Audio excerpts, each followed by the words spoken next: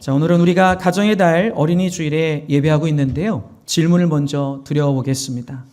여러분 혹시 부모나 조상으로부터 뭔가 물려받은 유산이 있으신지 모르겠어요. 여러분은 물려받은 유산에 관한 질문을 받을 때 머릿속에 가장 먼저 떠오르는 게 무엇입니까? 돈입니까? 아니면 건강입니까? 아니면 지혜나 지식 같은 건가요? 아니면 집이나 부동산 같은 물질이 가장 먼저 떠올릴지도 모르겠습니다. 아무튼 그게 무엇이든지 간에 좋은 유산을 받는다, 또 유산을 이어간다 하는 것은 기쁘고 감사할 일일 것입니다. 예전에 제가 말씀드린 기억이 좀 나는데 여러분 기억하실 것 같아요. 들으신 분들. 미성년자 가운데 세계에서 가장 많은 유산을 물려받은 사람은 선박왕이라고 불리는 오나시스의 손녀딸입니다. 외손녀입니다. 이 외손녀는 18살 생일 때 외할아버지로부터 100억 달러를 유산으로 물려받았는데요. 우리 돈으로 환산해 보면 약 1조 2천억 가량 되는 유산입니다. 네, 뭐 세 분 정도 말고는 크게 놀라질 않아요. 우리 교회는 이까지 것, 그게 뭐길래, 네, 아주 우리 믿음이 좋으셔서. 근데 그렇게 많은 돈을 유산으로 물려받았다 보니까 자기가 갖고 노는 인형 하나에도 여러분 잘 아시죠? 세계적으로 유명한 프랑스 디자이너 크리스찬 디올이 만든 옷을 그 인형에다가 이렇게 입히고 논대요. 1년간 쓰는 용돈만 해도 대략 한 100억 가까이 된다고 하니까 그럴 만도 할 것 같습니다. 이런 얘기를 듣게 되면 대부분의 사람들은 한숨이 나오면서 부럽고 질투가 난다고 하는데 혹시 꿈 있는 교회 여러분은 어떠신지 모르겠습니다. 솔직히 이런 얘기를 들을 때 인간적으로 생각하면 얼마든지 부러운 마음이 들 수 있을 겁니다. 혹시 여러분은 자손들에게 물려줄 어떤 유산을 준비해 두셨습니까? 선박악 오나시스처럼 몇십억, 몇백억쯤 혹시 몰래 이렇게 좀 모아 두셨나요? 아니면 남들 몰래 어디 커다란 땅이나 고가의 부동산 하나쯤 여러분 준비해 놓으셨습니까? 꿈 있는 교회 여러분, 혹시 여러분이 생각하기에 1년에 용돈으로 수억씩 쓰는 사람이나 자신의 이름으로 수만 평의 땅을 물려받아서 가지고 있는 아이들은 부모 잘 만난 덕분에 인생이 활짝 핀 사람들이라고 생각되십니까? 그래서 그들이 앞으로도 계속해서 행복한 인생, 만족스러운 인생을 살고 가치 있고 의미 있는 인생을 살게 될 것이라고 여러분 100% 장담할 수 있으시겠습니까? 여러분 놀랍게도 통계적으로 보면요, 전 세계적으로 엄청난 부와 재산을 물려받은 자손들이나 후손들 중에서 행복하고 만족스럽고 의미 있고 가치 있는 인생을 살아가는 사람들의 수가 생각보다 너무너무 적다는 사실입니다. 그리고 이것을 영적인 기준으로 놓고 봤을 때는 더 그렇습니다. 정말 극소수의 사람들 외에는 대다수가 영적으로 타락하고 불의하고 불행한 인생을 살게 되더라는 것을 우리는 알게 되는 거예요. 그렇기 때문에 오늘 말씀이 우리에게 너무나도 중요할 것 같습니다. 오늘 본문 말씀이 되는 이 신명기서 말씀은 모세가 이스라엘 자손들에게 남기는 그런 유언과도 같은 말씀입니다. 모세가 요단 동편에서 파란만장하고 위대한 생애를 마감하게 됩니다. 그러면서 모세는 이제 여호수아를 다음 지도자로 세워서 이스라엘 백성들을 가나안 땅으로 들여보내게 됩니다. 근데 저들을 가나안 땅으로 들여보내면서 모세에게는 한 가지 염려가 생겼어요. 가만히 생각해 보니까 출애굽을 하고 난 이후에 그 다음 세대들, 그러니까 광야에서 태어난 자녀들이죠. 이스라엘 백성의 후손들이 이방 땅인 가나안 땅에서 대대로 믿음과 신앙을 지켜가면서 하나님의 백성답게 살아갈 수 있을 거라고 하는 확신이 들지 않는 겁니다. 그래서 모세는 지금 후손들이 가나안 땅에서도 계속해서 믿음을 지켜내고 하나님의 백성답게 살아갈 수 있도록 하는 비결을 가르쳐주고 있는 거예요. 이걸 소위 말해서 쉐마라고 합니다. 그리고 이런 교육을 쉐마 교육이라고 말해요. 쉐마는 히브리어로 들으라 라는 뜻을 갖고 있어요. 들으라. 그래서 오늘 본문 말씀 4절에서 이스라엘아 들으라 하신 말씀을 히브리어로 바꿔서 표현해 보면 쉐마 이스라엘이라고 표현할 수 있게 됩니다. 자, 그렇다면 무엇을 들으라는 걸까요? 바로 하나님의 말씀이죠. 아멘. 근데 여러분 보세요. 듣게 하려면 이보다 먼저 해야 되는 게 있어요. 누군가가 먼저 얘기하고 가르쳐 줘야 들을 수 있지 않겠습니까? 누군가가 먼저 얘기해 주고 가르쳐 주는 사람이 있어야만 들을 수 있는 거죠. 따라서 오늘 본문 말씀이 우리에게 말씀하는 핵심을 한 문장으로 표현해 보면 7절 말씀에 나오는 대로 너희의 자녀에게 부지런히 말해주고 가르쳐라 하는 겁니다. 믿음과 신앙을 바르게 전수하라 하는 거예요. 또 다른 말로 하면 참된 믿음을 후손들에게 유산으로 이어줘라 하는 것입니다. 할렐루야. 여러분, 이것은 하나님께서 하나님의 택하신 백성들에게, 그리고 먼저 믿음을 갖게 된 사람들에게 주시는 분명한 하나님의 뜻이고 하나님의 명령인 줄로 믿으시기 바랍니다. 그리스도인은 우리가 마땅히 지켜 행해야 할 우리의 의무라는 거예요. 부모들이 다음 세대에게 신앙적인 것을 바르게 전수하고 이어주지 않으면 다음 때에는 끊기게 될 수 있기 때문입니다. 그렇다면 이 메시지는 부모와 신앙의 선배들만 귀담아 들어야 되는 그런 것일까요? 아니에요. 거꾸로 자녀들도 반드시 깨달아 알아야 할 메시지입니다. 즉, 자녀들이 반드시 이어가기를 바라시는 축복의 유산이 있다는 것입니다. 자녀들이 반드시 이어가야 될 축복의 유산이 있다는 거예요. 사랑하는 여러분, 그리스도인인 우리들이 반드시 이어가야 하는 축복의 유산은 무엇이겠습니까? 돈입니까? 집입니까? 명예입니까? 권력일까요? 인기일까요? 지식일까요? 과연 그게 무엇이라고 생각하십니까? 우리가 이어주지 못하면 대가 끊길 수 있는 그것들, 자녀들이 바르게 이어가지 못하면 대대로 두고두고 엄청난 손해와 아픔과 고난과 시련과 절망이 될 수 있는 것들, 여러분은 그게 과연 무엇이라고 생각하십니까? 오늘 말씀을 통해서 깨닫고 알게 되기를 주님의 이름으로 축원합니다. 자, 첫 번째로 하나님께서 자녀들이 반드시 이어가기를 바라시는 축복의 유산은 무엇인가? 첫 번째로 따라합시다. 전심으로 하나님을 사랑하는 참 신앙입니다. 할렐루야. 전심으로 하나님을 사랑하는 참 신앙, 이것이 자녀들이 반드시 이어가기를 바라시는 축복의 유산이라고 하는 거예요. 자, 오늘 본문 말씀 5절을 다시 한번 우리 함께 읽어볼까요? 너는 마음을 다하고, 시작.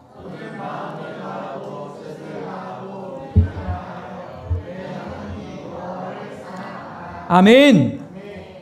너희가 전심으로 하나님을 사랑해야 한다고 말씀하고 있습니다. 어떻게 사랑하라고요? 자, 어떻게 사랑해라? 전심으로 사랑해라. 그러니까 내가 할 수 있는 모든 힘을 다해서 누구를 사랑하라는 거예요? 하나님을 사랑하라고 그랬어요. 사실 이 말씀은 부모된 자들이나 믿음의 선배들이 다음 세대에게 무언가를 가르치기 전에 먼저 할 일이 무엇인지를 가르쳐주는 말씀이기도 합니다. 너희가 마음을 다하고 뜻을 다하고 힘을 다하여 하나님을 사랑하라. 말씀의 배경이 되는 그 당시 중동 사회는요, 다신론과 범신론과 우상숭배에 빠져 있었어요. 다신론과 우상숭배는 여러분이 아실 텐데, 이 범신론이라고 하는 것은 현실이나 우주나 자연 같은 것들이 신과 동일하다고 생각하는 철학적 사상이었습니다. 그 당시 사람들이 이런 불신앙적인 문화와 사상에 잔뜩 빠져 있었다는 거예요. 그러면 그런 상황에서 하나님의 자녀들이 그런 문화에 휩쓸리지 않고 믿음을 지킬 수 있도록 만드는 방법은 무엇이었을까요? 가장 중요한 것이 뭐냐면, 먼저 부모들이 참 신앙, 참 믿음을 가지고 신앙적으로 바르게 서 있는 것이었습니다.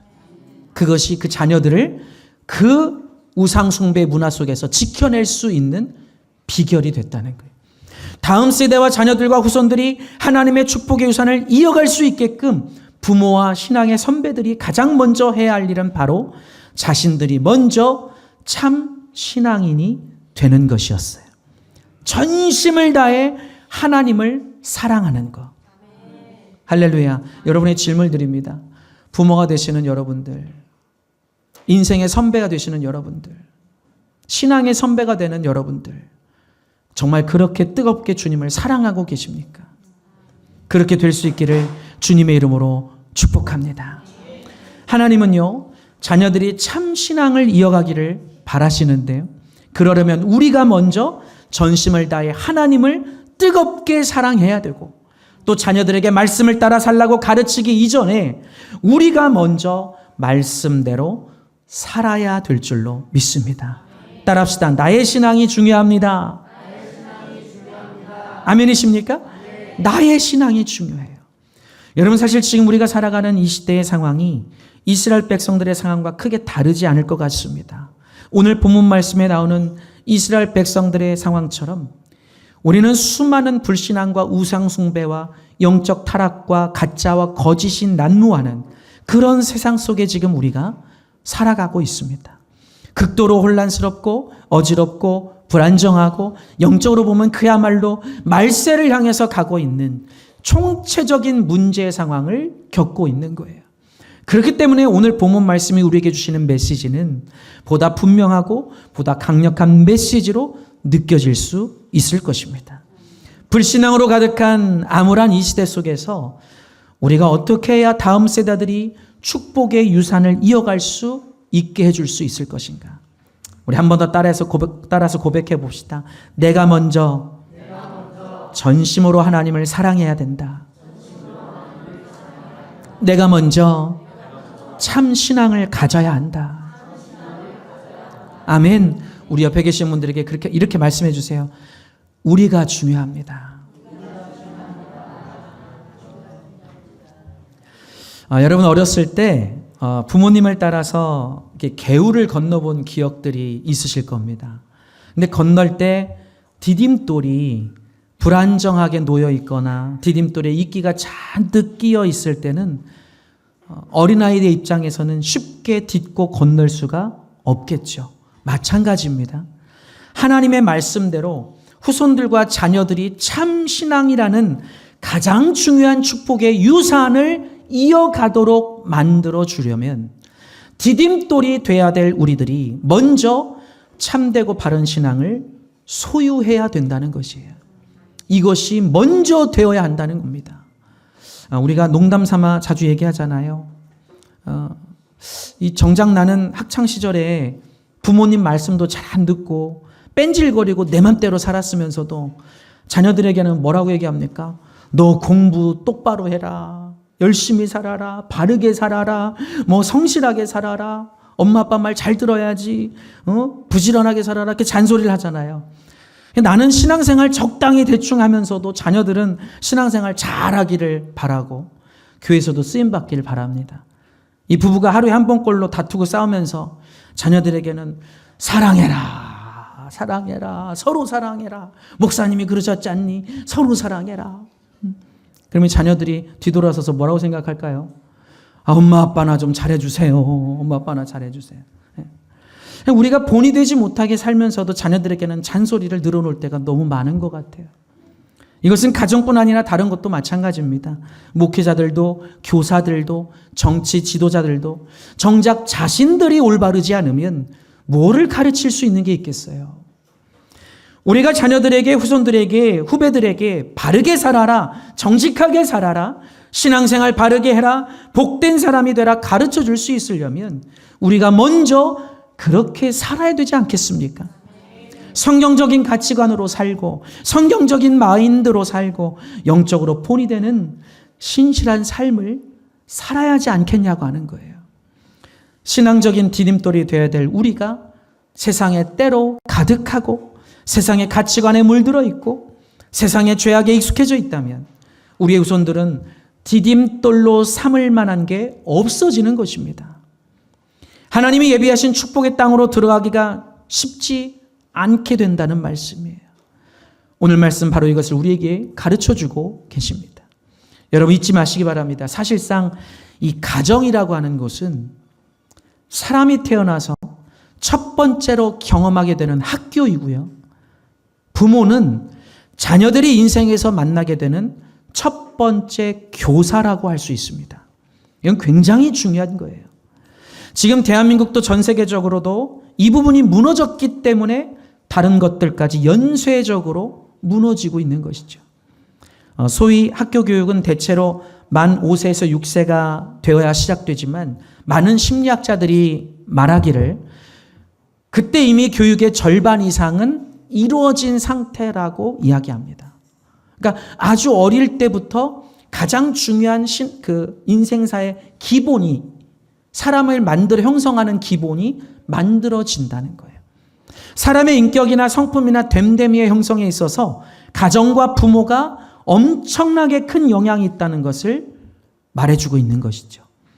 우리 인생의 가장 크고 중요한 영향이 부모와 가정으로부터 시작된다고 한다면, 그렇다면 부모의 신앙심이야말로 자녀의 신앙에 있어서 가장 중요한 기초가 된다는 것을 알아야 되지 않겠습니까?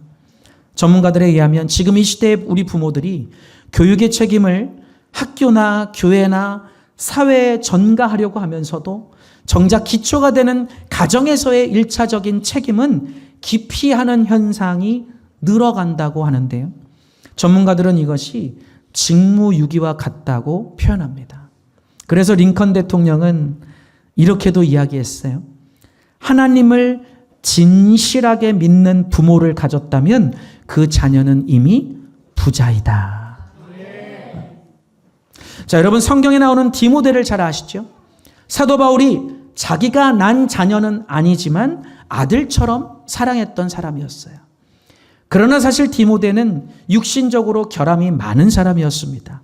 디모데전서 5장 23절 말씀을 보면 바울은 디모데전서를 기록하면서 이렇게 말합니다. 이제부터는 물만 마시지 말고 네 비위와 자주 나는 병을 인하여 포도주를 조금씩 써라. 이 말씀에서 볼 수 있듯이 디모데는 어려서부터 약한 체질을 갖고 있어서 몸이 약했다는 것을 우리가 알게 되는 것이죠. 그리고 디모데는 가정적인 결함도 가지고 있던 사람이었습니다. 어머니는 참 믿음을 가진 히브리 사람이었습니다. 그런데 그의 아버지는 헬라 사람이었어요. 그러니까 지금으로 치자면 신자가, 예수님 믿는 사람이 불신자하고 결혼한 그런 상황입니다. 쉽게 말해서 디모데는 유대인과 헬라인 사이에서 태어난 혼혈아였던 것입니다. 그래서 아마 어려서부터 갈등과 번민 속에서 성장할 수밖에 없었을 거라고 하는 거예요. 근데 이처럼 육체적으로나 배경적으로 역기능 가능해서 자라난 디모데가 훗날 위대한 목회자가 돼서 사도 바울을 대신해서 에베소 교회의 후임 목회자로 많은 사람들에게 영향을 미칠 수 있었던 이유는 외가 쪽 신앙의 영향이 컸다는 것이 확실한 거예요. 디모데후서 1장 5절 말씀에도 이렇게 그것을 설명해 주고 있어요. 이는 네 속에 거짓이 없는 믿음을 생각함이라. 이 믿음은 먼저 너의 외조모 로이스와 너의 어머니 유니게 속에 있더니 네 속에도 있는 줄을 확신하노라. 할렐루야. 이 말씀대로라면 디모데는 진실한 믿음이 있었어요. 겉과 속이 똑같은 믿음, 말과 행실이 일치하는 믿음을 가졌는데 그 믿음이 누구를 통해서 주어졌냐면 이 성경 말씀이 뭐라고 표현하죠? 외할머니 로이스와 어머니인 유니게의 믿음에서 디모데가 큰 영향을 받았다고 성경은 말씀하고 있는 거예요. 디모데는 할머니와 어머니의 신앙을, 그 유산을 잘 이어받고 충성된 주의 종이 될 수 있었다고 하는 사실입니다. 다시 한번 고백해 볼까요? 나의 신앙이 중요합니다. 할렐루야. 사랑하는 여러분, 우리에게는 반드시 다음 세대에게 이어져야 되는 축복의 유산이 있는데요. 그것은 바로 전심으로 하나님을 사랑하는 참 신앙이라고 하는 것입니다. 그리고 자녀들은 이것을 축복의 유산으로 이어갈 수 있어야 되는 거예요. 일반적으로 자녀들은 자라면서 자연스럽게 부모의 말투와 생각과 가치관과 행동에 영향을 받게 되죠. 우리가 살면서 이걸 놀랍도록 경험하지 않습니까? 어느 순간 보니까 우리 애들이, 내 애들이 내 말투, 내 표정 하나, 내 행동을 비슷하게 따라하고 식습관과 잠자는 습관, 잠자는 모습까지 비슷한 것을 우리가 발견할 때가 있어요. 잠잘 때 코를 골고 일을 가는 것도 비슷한 경우가 많아요.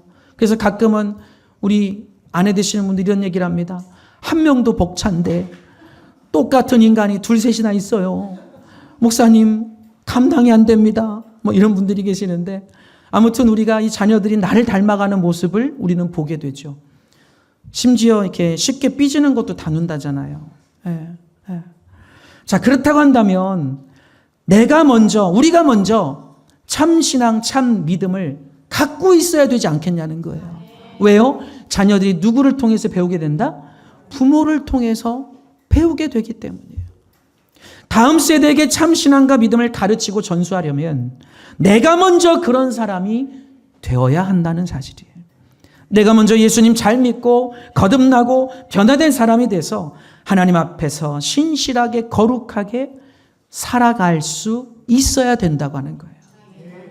내가 먼저 성경적인 바른 믿음과 성경적인 바른 가치관을 가져야만 자녀들에게도 그것을 이어줄 수 있는 겁니다. 내가 먼저 전심으로 하나님을 뜨겁게 사랑해야만 자녀들도 나를 통해서 그 믿음을 배울 수 있게 되는 거예요. 참된 믿음과 신앙을 물려주는 것만큼 중요할 게 없습니다. 여러분, 자꾸만 우리가 살면서 주위에서 예수님 안 믿는 사람들이 막 어떻게 하면 물질을 애들에게 더 물려줄 수 있을까 막 아등바등 하는 것을 많이 보게 되는데요. 정말 주의 종이 간절히 여러분에게 부탁드립니다.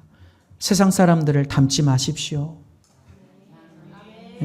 6분만 아멘하고 나머지는 닮으려고 그러나 봐요. 아멘도 없으세요. 세상 사람들을 닮지 맙시다.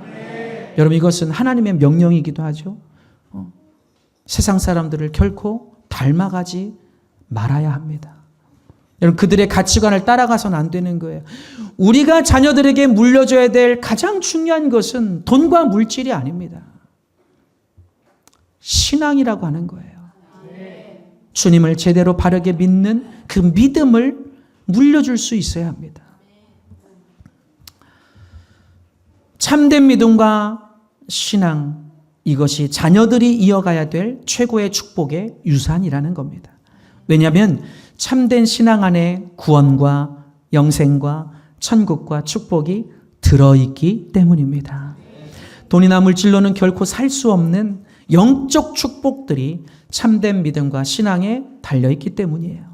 그렇기 때문에 우리 신앙의 선배들은 본인들이 아무리 힘들고 어려운 여건 속에 있을지라도 자녀들과 후손들을 위해서 새벽마다 저녁마다 정말 그 차가운 예배당 바닥에 나와서 무릎을 꿇고 눈물로 부르짖어 기도하고 또 기도했습니다. 비록 자신의 여건과 처지는 곤고할지라도 바르게 신앙적인 삶을 살아보려고 애를 쓰신 거예요. 참된 신앙이 곧 최고의 유산이요 최고의 축복이라는 것을 알았기 때문입니다. 그래서 그 결과로 대한민국이 그 축복을, 그 혜택을 다 받아온 거 아니겠습니까? 여러분, 참된 믿음과 신앙이라고 하는 것은 그 어떤 유산보다 최고의 유산이라는 것을 깨닫게 되시기를 주님의 이름으로 축원합니다. 돈 몇 푼과 바꿀 수 없는, 잠깐의 유익이나 만족하고는 바꿀 수 없는 최고의 축복의 유산이라는 거예요. 축복의 디딤돌이 되어줘야 될 우리들에게 정작 하나님을 전심으로 사랑하는 그 믿음과 신앙이 없다면 최고의 축복의 유산을 이어줄 수 없는 겁니다. 우리가 오늘 이것을 깨닫고 자녀들에게, 다음 세대에게 전심으로 하나님을 사랑하는 참 신앙이라는 그 축복의 유산을 이어줄 수 있게 되기를 다시 한번 주님의 이름으로 축원합니다. 자, 우리 두 번째로 하나님께서 자녀들이 반드시 이어가길 바라시는 축복의 유산은 무엇인가? 따라합시다. 하나님의 말씀과 명령입니다. 할렐루야. 하나님은 자녀들이 이것을 반드시 이어가기를 바라고 계시다는 거예요. 하나님의 말씀과 하나님의 명령. 자, 우리 7절 말씀 함께 읽어볼까요? 시작.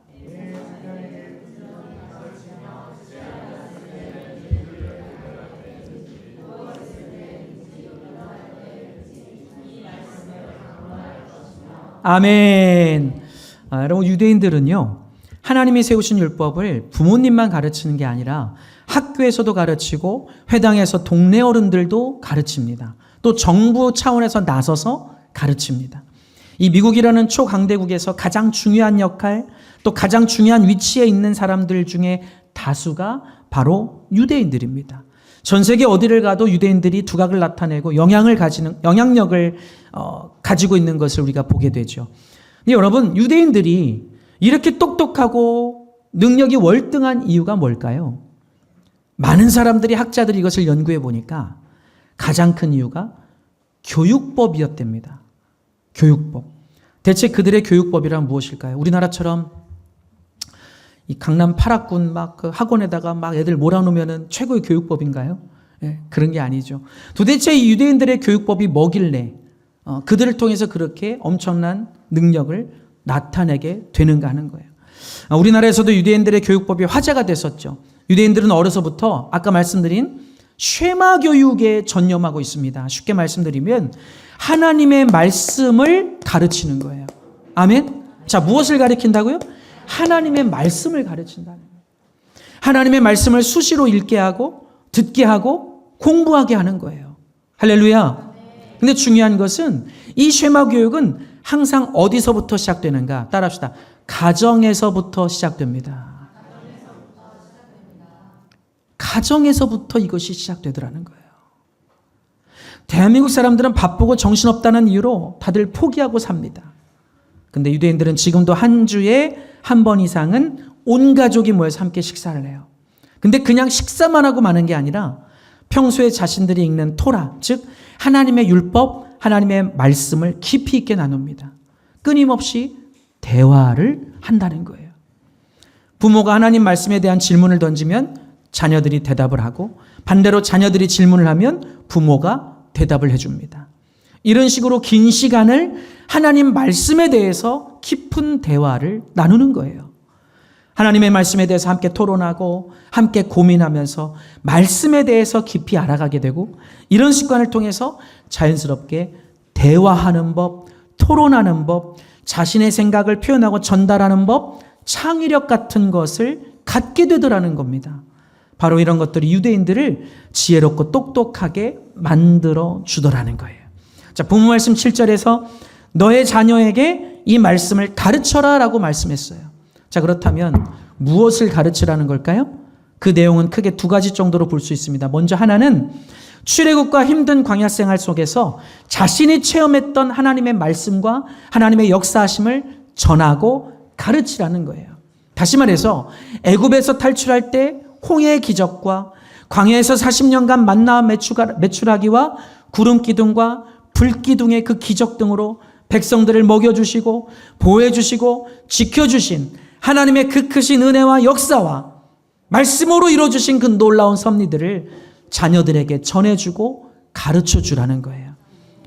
하나님의 말씀의 그 놀라운 권세와 능력과 그 힘을 후손들에게 가르쳐주고 알게 해주라는 거예요. 아멘입니까? 그래서 여러분, 우리 교회도 자주 얘기하지만 작은 은혜더라도 그것을 자꾸 가정에서 나눌 수 있어야 돼요. 자녀들에게 표현해 줄 수 있어야 돼요. 아멘이세요? 얘들아, 오늘 엄마가, 오늘 아빠가 기도하는데 또 직장 생활을 하는데 야, 하나님이 이런 은혜를 주시더라. 그게 별거 아닌 것처럼 느껴질지 몰라도 그렇지 않아요. 자녀들과 그런 신앙적인 대화, 하나님의 능력을 전해주는 그 간증이 그 자녀들을 바꿔줄 수 있다는 거예요. 여러분, 부모는 자녀들에게 물질적으로 풍족하게 해주는 게 다가 아닙니다.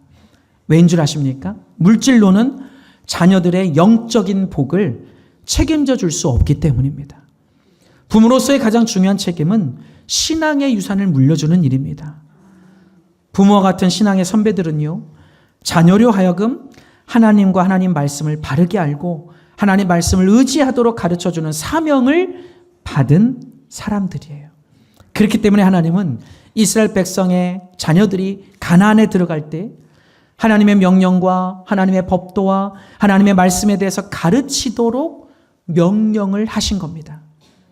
여러분, 이 교육이 가깝게는 가정을 든든히 하는 교육이고요, 더 나아가서는 국가를 든든히 하는 교육임을 믿게 되시기를 바랍니다.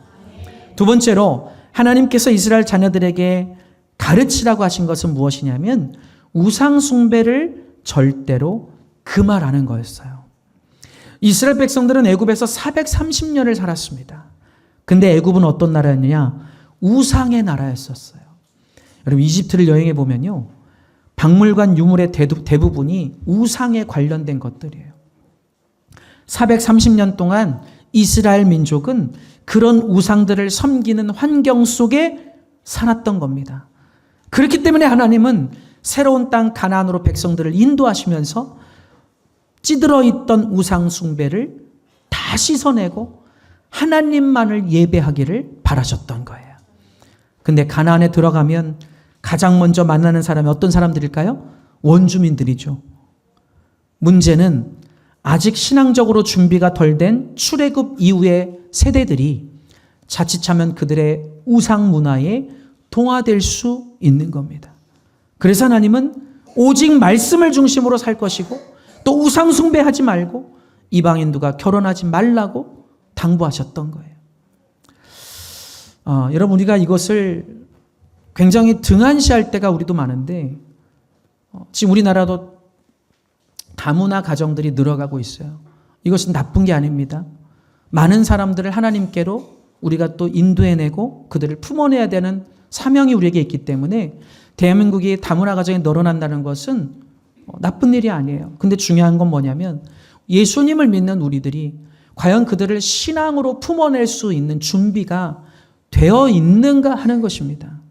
자칫 잘못하면 그분들이 가지고 들어온 그 이방 문화, 우상 숭배 문화들이 고스란히 이 대한민국에 뿌리를 내릴 수 있게 된다는 거예요.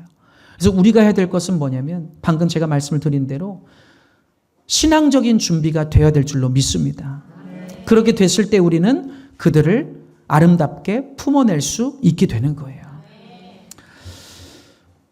자, 여러분 어쩌면 지금 현재 이 시대의 모습이 이스라엘 백성들이 살아갔던 그 시대와 크게 다르지 않을 것 같습니다.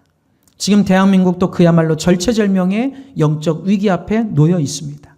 정치, 경제, 사회, 문화, 교육, 신앙 모든 부분에 있어서 이스라엘 백성들처럼 영적으로 타락하고 심각한 위기 속에 놓여 있습니다. 이미 대한민국의 수많은 교회들과 교인들이 순수한 신앙을 잃어버리고 거룩함을 잃어버리고 영적 힘을 잃고 무너져가고 있습니다. 근데 가장 큰 문제는 사람들이 이것을 보면서도 바뀌지 않는다는 거예요. 기도하며 돌이키고 회개하려고 하지 않고 말씀으로 돌아가지 않고 이미 우리 안에 깊이 스며든 온갖 우상 문화와 타락한 문화와 세상적인 가치관에 익숙해져서 살아가는 겁니다. 전 요즘 한 사람의 기독교인으로서 또 한 사람의 목회자로서 마음이 너무 아파요. 기도할 때마다 마음이 너무 아파옵니다. 이런 상황 속에 나조차도 큰 영향력을 끼치지 못하는 것 같아서 그래서 더 마음이 아파요. 사랑하는 여러분, 우리는 이제부터 다음 세대에게 아름다운 것을 전수해 줄 수 있어야 합니다. 설령 자녀들이 어려워할지라도 처음에 거부할지라도 영적으로 말씀으로 깨어 있어서 분별하며 살 수 있도록 자녀들을 가르쳐 줄 수 있어야 한다고 하는 거예요. 여러분 그래야만 우리 자녀들이 축복의 유산을 이어갈 수 있는 겁니다. 말씀은 곧 하나님이고 말씀은 곧 생명이요 힘이요 능력이며 그리스도인들에게 말씀은 곧 하나님의 지혜요 인생의 내비게이션이라는 것을 부모가 가르쳐 줄 수 있어야 된다는 거예요. 여러분 지금 이 시대가 걷잡을 수 없이 타락하고 망가지고 무너져가는 가장 큰 이유는 하나님의 말씀을 가까이 하지 않기 때문입니다.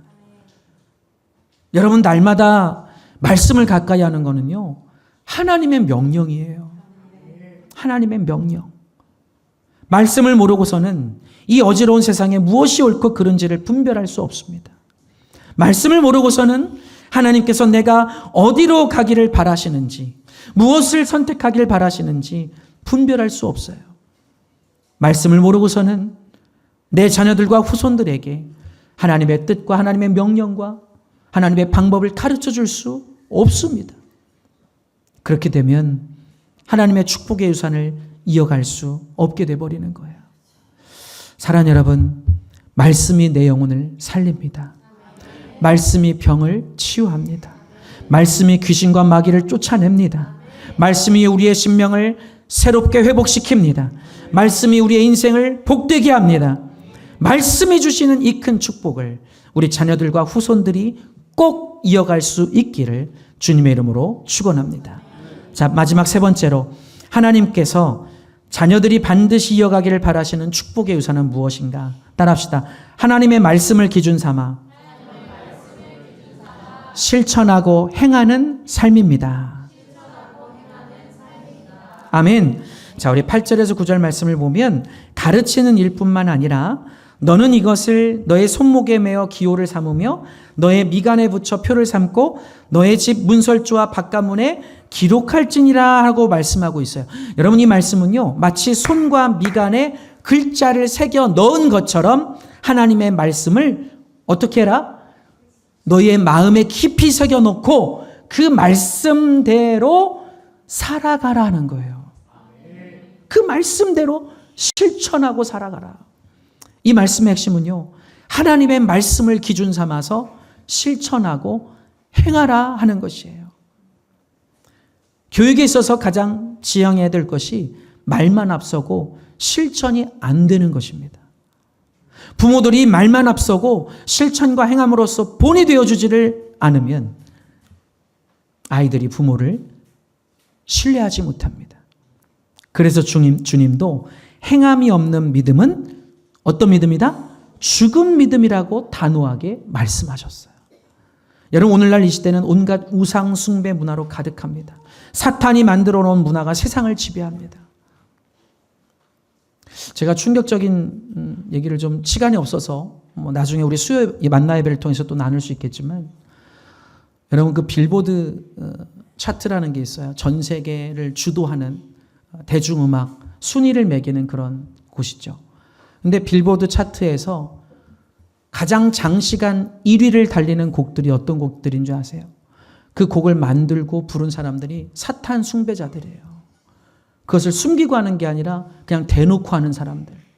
근데 그 사람들이 만든 음악과 그들이 만든 그런 뮤직비디오가 그냥 버젓이 대놓고 마귀의 형상을 하고서 뮤직비디오를 찍어요. 근데 그런 음악이 전 세계적으로 가장 장시간 탑을 달리는 그런 상황들이 반복되고 있어요. 여러분, 우리 자녀들이 지금 이 시대를 믿음으로 살아갈 수 있는 것이 너무나 어렵습니다. 우리 부모들이 방심하는 사이 우리 자녀들은 영적으로 죽어갈 수 있는 거예요. 사랑하는 여러분, 어렵더라도 자녀들에게 말씀을 가르쳐 주셔야 됩니다.